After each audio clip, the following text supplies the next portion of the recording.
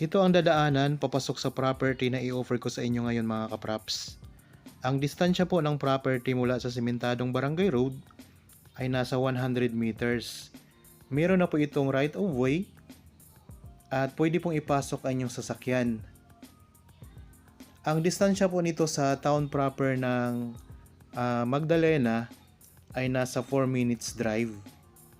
At ang layo naman po sa National Highway ay nasa 20 minutes drive. So itong dadaanan natin, ito na po ang right of way. Patag na patag po ang lupa. At ang presyo po ng property na i-offer ko sa inyo ngayon ay makikita nyo sa description box at sa title nitong video. Okay, tara po. Habang kayo po ay nagpapahinga at nagre-relax dyan sa inyong kanya-kanyang pamamahay, samahan nyo po ako, panoorin nyo itong video hanggang sa dulo.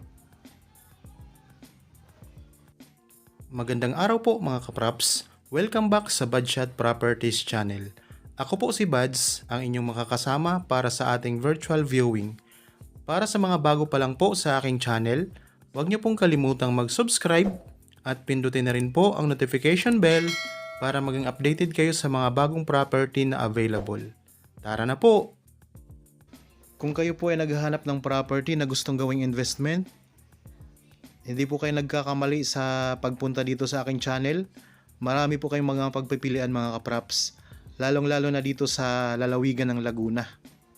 Iba't ibang uri ng property, mayroon tayong farmland, commercial property, residential, at meron po itong iba't ibang sukat, at meron ding iba't ibang presyo. Okay, nandito na tayo ngayon sa property mga kapraps. Yan, simula po dito, ito ang boundary ng property. Itong may mangga mga kapraps.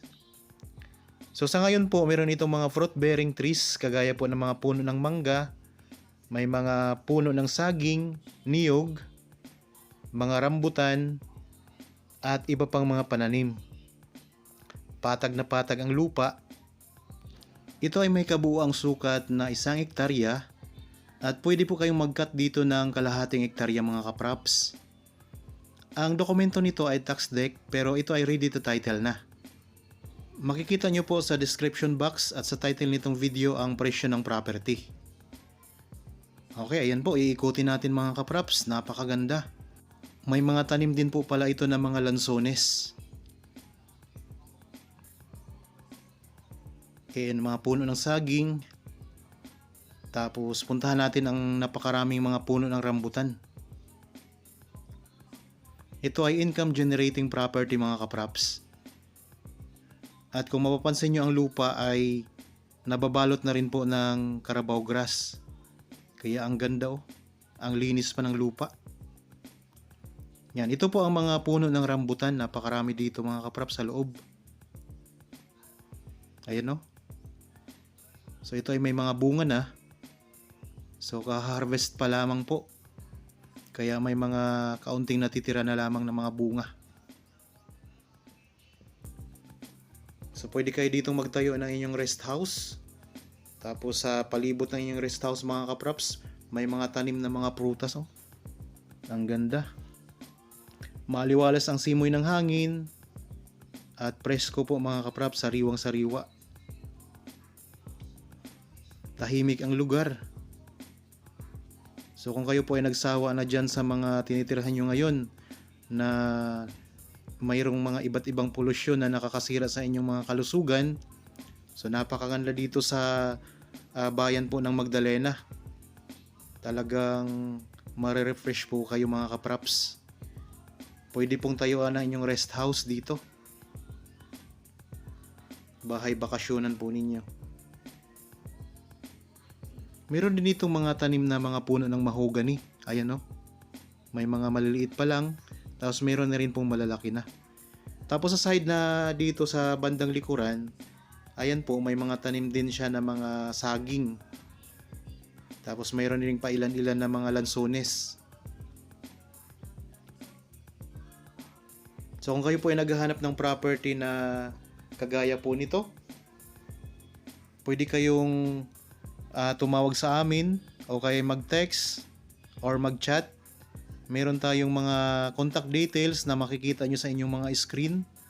may Viber, cellphone number, Facebook Messenger, at pwede rin po kayong mag-direct message dito sa YouTube channel mga kapraps. So ang gandang property.